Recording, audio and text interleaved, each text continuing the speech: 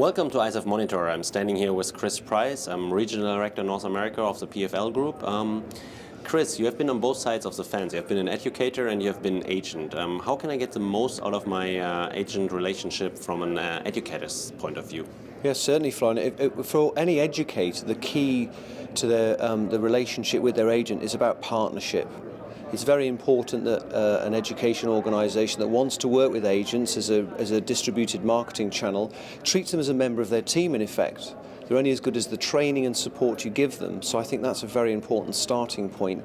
I would also expect an education organisation to use their agents for product development, for ideas on what courses are hot or not, as the case may be, for things like how to enter markets, to how to screen and recruit the right kind of students for the organisation. So there's a lot of things an education organisation can do to really make the most of agents, because agents are a really important part of the recruitment channel these days. And I think if you're following a planning process that involves them and you support them, give them materials, use all sorts of digital on and online marketing techniques and involve the agent in all of those, then you should get a pretty good productive relationship going. So let's change perspective here. As an agent, how do I get the best out of my relationship with an educator? Sure. Well, agencies, the key thing they should do for their education partners is to give them advice and help and assistance, But the key thing agents are really looking for is speed of admissions and inquiry handling. It's critically important in the student decision-making process that the agent is as informed to be able to tell the student client, exactly what's going on in the admission process.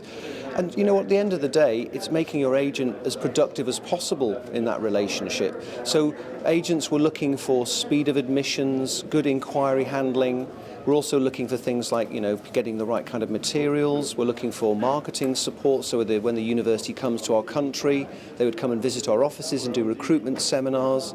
So there's all sorts of things an education organisation should be doing. I guess also one of the things is pay us on time. That's always useful because, we go to a lot of time, trouble and effort to recruit the right students for our partner institutions. So, being paid for our work is obviously very important. I guess as well, a lot of very good agents, the better agents, will have a marketing plan or at least ideas on marketing promotions in a country. And I think any education organisation that's taking that market seriously should listen to their agents in terms of the kind of ideas they have on how to enter the market. So we'll be looking for a listening, responsive relationship. Training and development's always really good, and making sure that the institution sees the agent as part of the team. Digital is a key word here. So what can an institution do? What would be the first step to develop a digital strategy? Well, I think universities and agents are very lucky in a way, Florian, because we have instant access to focus groups. I mean, education organisations are extremely fortunate in that they can, see students on campus all the time. And one thing I used to do was actually get them into my office and sit and talk to them and find out what they're using, how they're using it, looking at the entire student decision-making process. And you can make informed decisions from good market research, from primary market research. And I also think another thing is to do an online audit. You can actually just go and Google yourself and see what's out there. Look at Twitter, look at Facebook, look at all the other kind of digital conduits. And then you can work out what people are saying about you. I mean, I did a lot of studies in this in my career, and you'd be amazed how many groups exist on something like Facebook for a particular university that have got nothing to do with the university. They're not corporate voice sites at all. They're students setting stuff up themselves. And I think another thing is very important to go there, find out what they're saying, and try and harness that energy and effort, because most international students particularly will only say good things about an institution. It's very rare that they're negative, actually. They tend to be very positive people. And I think doing an audit, and then the audit will inform your strategy. Excellent answer.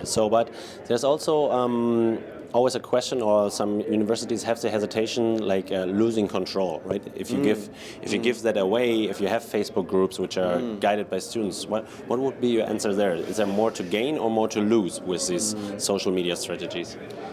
It's a good one, this. And controversially, I would say go with the flow. I'll be quite frank with you. I think students are going to talk in social media. and they're going to say what they want to say in a way they want to say it. Any university that goes and says, oh, you've got to take that comment down or this or that, is actually trying to defeat the whole purpose of social networking, which is to get information and chat with your peer group and find things out. So I say harness it. And if there's some negative comment, which is what most universities and colleges fear the most, they fear the negative comment will destroy their brand, their reputation online, I say, well, get your ambassador students in and comment on the comment. And you can say, well, actually, my college is really good. Actually, this kid's got it wrong, or these. I'd give you a very good example. I worked for a university in London that had a large building program over the summer holidays to build facilities for the Olympic Games. And a lot of students were looking at websites, and the students that were living on campus were saying, oh, the place is a building site, it's terrible, it's awful. And I had some international students come into my office and say, Chris, I think I'm going to leave because people are saying online this place is terrible. I'm very new, so they'd only just arrived. I'm very unhappy, I might leave. And I said, well, I don't understand, because by then we had these beautiful facilities for students. And so we got the ambassador students in, and they all blogged and said, well, yeah, you know what, let's be honest, there was a building site, and it wasn't great, and the summer was very disruptive living here over the summer, but now we've got an Olympic basketball court and an Olympic swimming pool. And that's pretty good, and it's about putting a positive spin on comment. So don't be frightened of comment, engage it, and mobilize it for the positive. Excellent answer. So the future is digital. Thank you very much, Chris Price, and I hope to see you again soon. You're welcome. Thank you.